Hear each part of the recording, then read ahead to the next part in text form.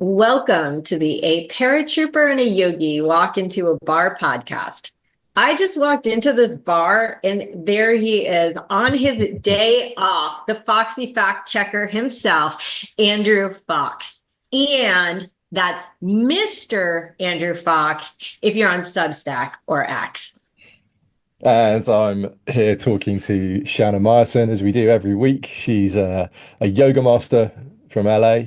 I'm here in the UK, and she is the owner and producer of the Yoga of War podcast. I own the whole thing. Okay. So great to see you at this bar. Thank you for taking the time on your day off. I know your wife is not so happy that you're spending it with another woman, but let's make this snappy. So I'll start today. Today I do want to talk about, today I want to bitch about US nuclear talks with Iran. I right now all I can think about is that mean kid on The Simpsons, the one that goes, ha ha. And like he's like, and I look like a Simpson. I And already and you can reach that note. If I tried that, it would go very differently. oh, try it. I'll try it. Ha ha. No, can't get that high. Well, growing up, my brother and I used to always say that to each other, so we got pretty good at it. Anyway, getting back to it sort of feels like Iran is like sitting at the lunch table with the cool kids, i.e.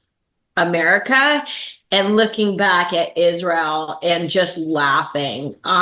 This just feels there was so much daylight, right, that cracked between the Biden administration and Israel. And then, Trump comes in power. We have that first conversation, right, the big bombshell conversation with Netanyahu at the White House, where we're like, okay, the Gaza plan, like even Netanyahu was like, I cannot hope for better. Lockstep, everything is in place. And then all of a sudden, we're going to negotiate directly with not just terrorists, but like the terrorists of all terrorists. And it doesn't help this New York Times article that came out that honestly, like I second guess everything anymore. It could be sabotage. It could be strategy. It could be that they secretly are still planning on going in together and bombing the nuclear infrastructure. And who knows? But negotiating with terrorists is never going to end well. And we seem to be sadly addicted right now to like really bad deals. Now, I know that I am making some assumptions because there is no deal yet. But I think we're all a little nervous watching it. And so here's the thing. It's like, why is Iran or the IRGC at the table? Because we all know they couldn't care less about their people. Okay, so the real, I think that's how you pronounce it, hit 1 million to $1 last month. This sounds very, very much, by the way, like pre-World War II Germany. But we'll leave that aside. Apparently, a few 100,000 wasn't sufficient, but you get to 1 million and maybe Iran's like, okay, this may be a breaking point. They have this sky high inflation. Their own people lack electricity and fuel. The vast irony of one of the world's largest oil producers not having enough fuel for their own people. They don't have enough food. They don't have enough medicine, but they do have enough money to send billions of dollars to all of their terrorist proxies in order to do the one thing that they want more than anything, destroy Israel. Oh, wait, hold on. The one thing they want to do more than anything is actually destroy America. But that's a little bit down the line. Right now, their eye is on little Satan. Now, all of this suffering of their people is not that big of a deal to them, because the Khamenei, I went online, it looks like he's worth $85 billion.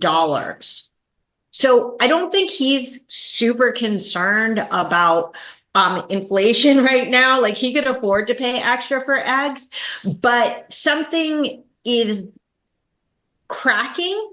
And that crack is in public sentiment, right? So they're getting desperate. And Iran only comes to the table when they've hit the point of desperation. And so why are we giving them any bargaining power at all? We are the United States. We should be dictating the terms, not negotiating with terrorists. And after just 2 meetings of a few hours, they're going to start a framework for negotiation on Wednesday. I mean, this does not land well with me. If we're talking about, the possibility of a Libyan model and complete dismantlement, I can't imagine that in 2 short meetings, they're like, okay, let's just get rid of all the things that we've spent all of our money building.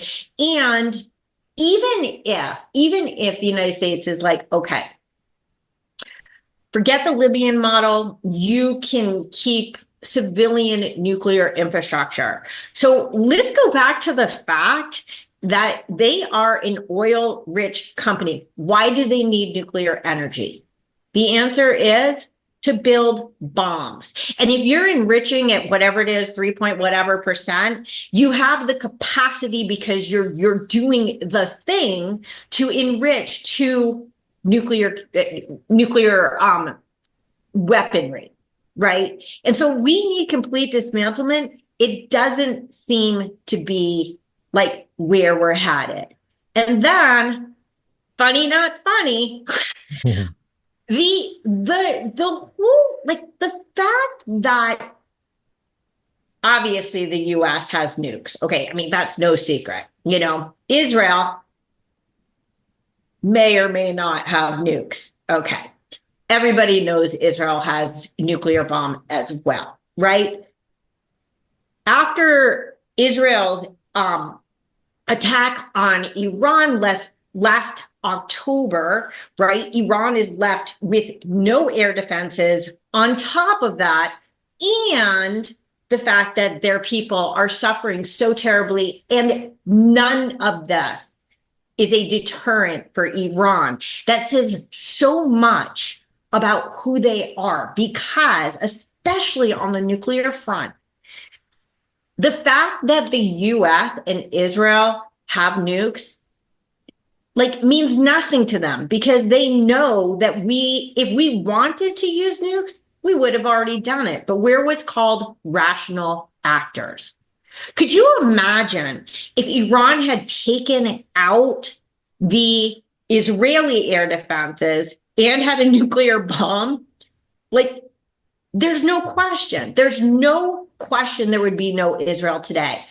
But Israel, and jointly, let's say, with the United States, has both of these opportunities. They have not taken advantage of them.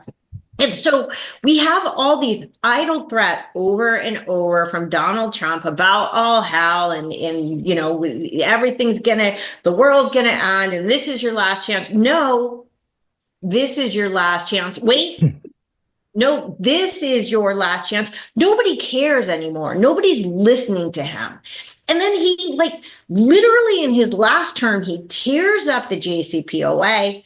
And signs right now seem to be pointing to he's just going to basically take the same pig, different color lipstick, and call it his own. Right now, to me, he feels like a kid at a carnival who's throwing darts at balloons, and he doesn't care if he wins the keychain or that huge stuffed animal that you could use as a passenger in the carpool lane. And if he gets in this bad deal, it's going to tie Israel's hands, because either Israel acts against America's wishes, not just America, but the Trumpinator. I mean, I can't see that happening, or their whole entire future will be at risk. Keep in mind that after the last bad deal, we handed pallets of billions of dollars to Iran. Where did it go? It went not to its people, but to building its proxies and ultimately to creating the conditions, if not directly funding the October 7th invasion that started this whole snowball rolling. But let me just say one more thing, and that is that ultimately, if we are going to overthrow this government or regime, whatever you want to call it, the only people who are going to be able to do it are the Iranian people themselves. Now, I hate to say this because they are the hapless victims. They truly are. But if we don't continue to put pressure and make life, I really hate to say this, for the Iranian people so bad that they rise up and overthrow the regime, at which point we can support that and maybe bring in the exiled prince. I don't see a way that we can have a deal where Iran acts as a rational and an honest actor, that they uphold the deal. And keep in mind also, when you're building ICBMs and you're Iran, your goal is not Israel. They're too close. Your goal isn't even Europe, right? The goal is America. So the threat of a bad deal, yes, it's to Israel's very existence today, Europe the next day, but the next day it's coming to America. And this is a problem. Yeah, I mean, there's an awful lot to unpack there. And I think the first thing to talk about is the deal, and I think there is no metric by which Trump, as you say, wouldn't prefer any deal over no deal and having to do airstrikes. I think that is absolutely where he sits right now. What is contained in that deal, obviously, it's a tricky game doing predictions in the Middle East. It never turns out the way anyone tries to predict it. So I'm going to stay away from predicting what might be in the deal. But I think more importantly, how can we have a scintilla of faith in Iran that they will stick to it? As you say, if they're determined to keep the ability to produce nuclear material, then obviously they're going to try and use it for weapons. And we know their knowledge is so advanced. And that knowledge isn't going away either. So even if they, retain a kind of tangential ability under the pretext of nuclear power to keep making fissile material, they still have the knowledge to turn that into something far more malign very, very quickly. So there's no win there, I don't think. You spoke about the currency. I mean, the real jumped 20% when they announced the negotiations because Iran will feel that this is the time to get some degree of sanction lifted from them because those sanctions are biting and hurting. And yes, of course, there are countries around the world that still buy Iranian oil on the sly, and they've managed to keep a revenue stream through that. But it's definitely that sanctions relief is what they'll be pushing for really hard, and in exchange they'll be giving some very spurious promises, I suspect. But actually, when we look at the military option, I think it's a lot trickier than a lot of pundits seem to make out. And we can really talk about three sets of targets. And we're talking about a target pack for Iran. Firstly, the nuclear sites. Secondly, the IRGC and their affiliated military capabilities. And then thirdly, the regime itself. And I'll try and slightly unpack three of those three things for you. And so we'll start with the obvious. We'll start with the nukes. Okay, they are very advanced. There's even reports that they may have a warhead already, never mind be a week away from being able to achieve one. What they definitely don't have is the means to deploy that warhead, because when the Israelis have struck sites in Iran over the last year, they have severely damaged Iran's rocket capability. So that's where they are.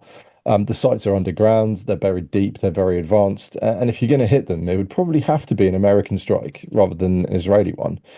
Because as far as I'm aware, Israel doesn't have the size of munition or the type of munition you'd need to bunker bust something that's that deep. So it's not an easy target set, and it's one that you would have to hit comprehensively and simultaneously, and that's not an easy thing to do. Although, as you say, the Iranian air defences have been fully removed, so there's freedom of flight over Iranian airspace, but the actual guarantee that you would eradicate 100% of that nuclear program is not, it's not guaranteed at all. So it's tricky. The IRGC and their affiliates seem like a logical target. They could be struck quite easily, but what strategic aim does that actually achieve? Yes, it hurts Iran, it hurts their force projection, it hurts their ability to resupply their proxies around the Gulf who still exist, mainly the Houthis and the Iraqi militias. Hezbollah, obviously, the supply line there is cut through Syria. And Hamas, it's hard to resupply them at the moment as well. But yeah, hitting the IRGC sites would make a lot of sense. But it wouldn't really take us any further towards a strategic goal of defeating or neutralizing the Iranian regime, because you'd still have the mullahs who have those malign intentions towards, as you say, the little Satan and the great Satan, Israel and the USA. And then looking at the regime itself, I think we have to be very careful when we talk about trying to enact some kind of regime change through military force. Libya gives us a great example of what happens when you decapitate a regime and don't put anything in to fill that void. Libya is now a very unstable country with no real sort of governance that can match up to what Gaddafi offered.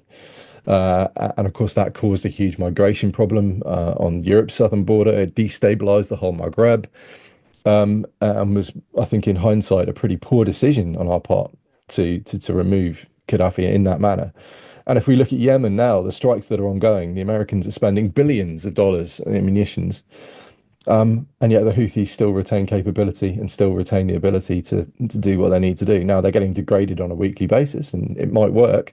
But in Yemen, you have the Yemeni government that can step in and fill that void as soon as the Houthis fall, if it gets that far, or if they get weakened to the point where the government can try and strike in to reclaim the territory they've lost. In Iran, we don't really have that yet. They've got 500,000 men in the field, and they're not any good. They're not a good army by any stretch of the imagination, but 500,000 soldiers under arms is enough to put down a popular revolt. And we've seen what happens to protesters in Iran. We've seen the women who've been blinded. We've seen the people hung from cranes for opposing the regime. And so that's a far, far trickier proposition, and it's not one that I would think is on the table at this point, which leaves us to where we are with this deal. And how it relates to Israel, because Trump has shown a great ability to talk a good talk, but then not to walk a good walk when it comes to the Middle East. He's made these huge promises about raining hell on Gaza. And, even at the time, the comment was, well, how much more hellish can it get with 2 million people displaced, with 60 to 70% of the whole place damaged or destroyed? It's already pretty hellish. So he's given it this big bluster. Obviously, that ceasefire deal failed because Hamas wouldn't stick to it.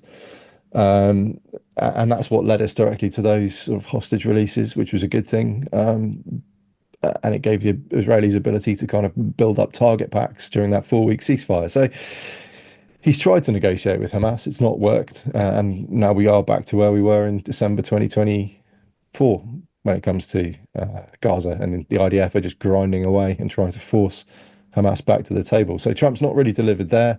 Clearly, Russia and Ukraine, he's having an absolute horror show and giving Russia everything they want. And there's probably a worthwhile side point here that, of course, Russia and Iran are very, very well connected with each other. Iran is the biggest supplier of drones to the Russians. And it seems very odd to me that he would play so nice with Russia and yet then try and smash Iran. So I don't think there's a chance of that on the table, because these two things are all connected, and if we can't separate them in the American approach. So it's really tricky, and yeah, I'm not positive. I sort of share your reservations about the talks and the deal, and I think whatever comes out of it, if the nukes aren't somehow removed or handed over or destroyed, that's a really bad deal for Israel. Let me just ask a quick question. Regime change used to be a possibility. Like we saw it after World War II. Is it because of a new morality? Is it because of new rules of war? Like, why is regime change, just blanket regime change. It doesn't matter what country we're talking about here. So untenable in today's world when it used to be sort of par for the course. I think we can easily point this one at Iraq and Afghanistan. I think there are a lot of scars in American policymaking that come from those two terrible decisions to fight those conflicts in the way we did. Now, I don't disagree that going into Afghanistan in 2001 was a good idea. I fully support it. What we then tried to do, though, a nation build for 20 years, obviously was a very, very expensive disaster. And I served there on 3 tours myself, so I saw it firsthand. And as early as my third tour in 2009-10, I was looking at what we were doing and wondering what on earth the plan was. So that sort of campaign meandered and drifted, and obviously ended up with 20 years after removing the Taliban, replacing them with the Taliban. So I think there's a scar from that straight away. Ain't that funny? And then, of course, we've got Iraq, which was a terrible decision. It wasn't, I don't think, a legal war. And it led to pretty much where we are in the Middle East today. It gave Iran the ability to become the regional hegemon that they wanted to be. Saddam Hussein was keeping things in balance, horrendous man though he was. And I think those two blundering attempts at regime change, as well as the disaster in Libya, I think have essentially turned people off that concept. Wow. Okay. I could literally talk about this for 100 million hours, but I promise we're going to keep it short today. Okay, I'll give you a clapperboard. Okay, so thank you for listening to our opinions today. We went pretty in depth on that one. Next week we'll try and talk around a few more issues, but I think that was the hot topic for the week. Please like and comment and subscribe. We're going to do this every week, and we're going to try and keep you entertained and informed. Yes, thank you so much for joining. And also comment below. We'd love to hear your thoughts on the show. And we look forward to seeing each other at the bar and you next week. Have an awesome day.